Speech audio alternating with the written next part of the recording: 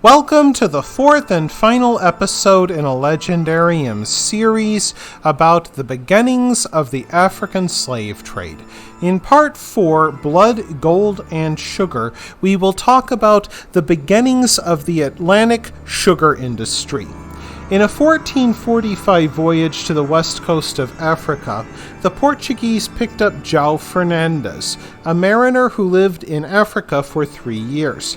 He provided a detailed report to Prince Henry the Navigator. In it, he explained the vast trade network between the North African coast and the interior. Sub-Saharan Africans traded hides and gold for sap-like resin, amber, and civet, a highly scented secretion from the glands of a spotted cat. The central markets for this Saharan trade were located in Timbuktu and Gao. Other trade goods on the camel caravans included fish, caffeine-rich cola nuts, salt, and slaves. Fernandes also described how the Bedouin caravanners used the stars to navigate the trackless Sahara Desert. Finally, Fernandes brought Prince Henry a tube of water from the Nile River as a souvenir. A grateful Prince Henry gave Fernandes 100 gold coins. A year later, a close friend of Prince Henry, NUNO TRISTAO, voyaged to the Gambia River. When he began setting up a camp for slave raids, the local people attacked his base with poison-tipped assegais. TRISTAO died along with 20 of his men. 5 survivors who hid aboard the ship during the attack took the wounded men aboard. While they set the ship to sail, the wounded men began dying one by one, and the 5 surviving shipboys had to dump them into the ocean as they perished. After 60 deathly days, the survivors came upon a pirate pinnace, a flat-decked ship about 20 feet long, and in exchange for the promise of a reward, the Galatian pirates guided them home. Prince Henry the Navigator was devastated by the death of one of his closest friends.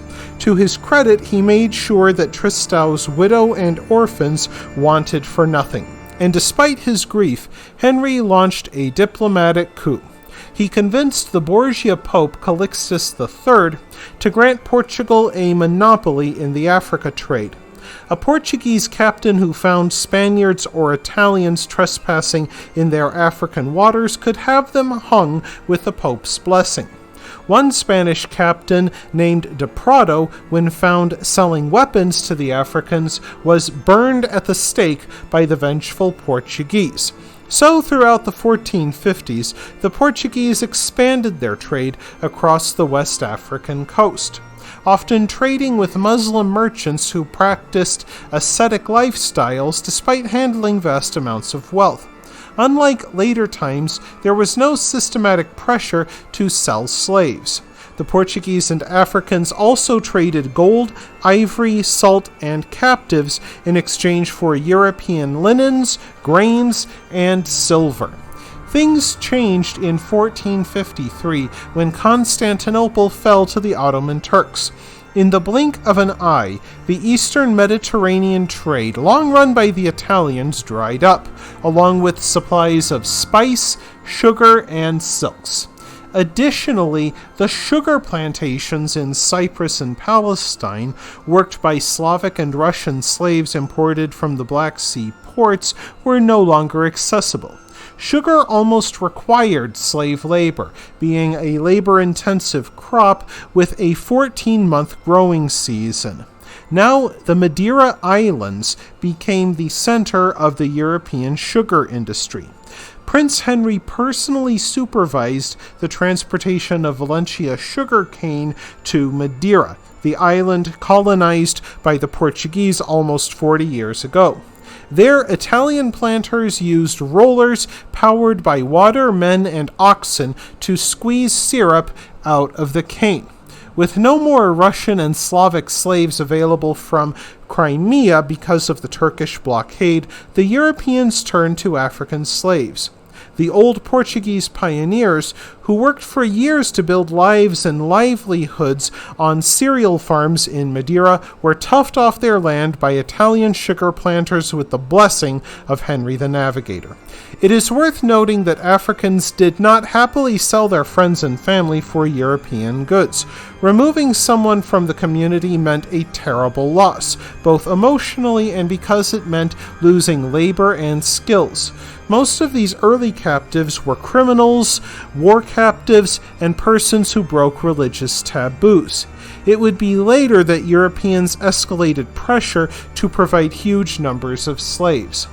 For most Africans, the European enterprise appeared in Portuguese ships. Most Africans had never seen a ship with a broad sail before, and some believed them to be a giant sea fish or a restless ocean spirit.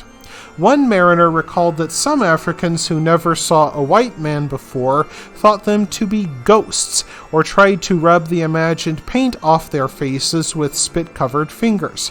Once the initial shock wore off, the Africans soon realized that they presented an opportunity to trade.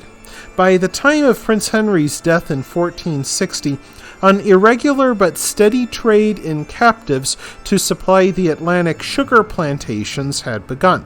Few could have imagined that in centuries to come it would grow to apocalyptic proportions and swallow at least 12 million Africans. That wraps things up for this episode of The Legendarium. I hope you enjoyed it. If you did, press like. If you want to see more, press subscribe. And if you've got anything to say, let me know in the comments section. Thanks again for joining me, and I hope that you have a great rest of the day.